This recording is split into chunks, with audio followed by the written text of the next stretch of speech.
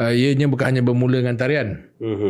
Sebelum sampai tu dah diiringi oleh jet pejuang kita, Air Force One yang nak mendarat di KLIA itu diiringi oleh jet pejuang kita sebagai satu salute lah kepada Presiden Amerika. Saya rasa ini secara tak langsung kelihatan seperti Malaysia atau Perdana Menteri cuba untuk, bahasa mudah dia nak bodek nak up Trump membeli jiwa, beli jiwa dan sebagainya, dengan sambutan tarian dan sebagainya yang menunjukkan Trump sangat jovial lah.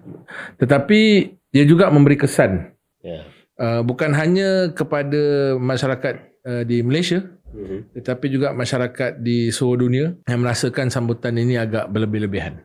Lebih-lebih lagi di saat kita tahu bahawa tindakan dan juga komplot kerjasama yang berlaku di antara Amerika Syarikat dan Israel dalam membolehkan genosid berlaku di Gaza, satu sekatan yang kepungan dilakukan ke atas Gaza yang telah menyebabkan kematian beribu orang, dan ini telah menyebabkan reaksi yang pelbagai, dan sedikit sebanyak ianya menunjukkan seolah-olah Malaysia tidak sebenarnya benar-benar serius atau benar-benar tuntas dalam nak menegakkan dan menyampaikan mesej keras tentang isu Gaza ini.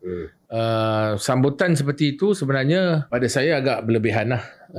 Cukup sekadar untuk menyambut dengan ketibaan Perdana Menteri dan juga Presiden Amerika Syarikat. Seterusnya diteruskan dengan mesyuarat.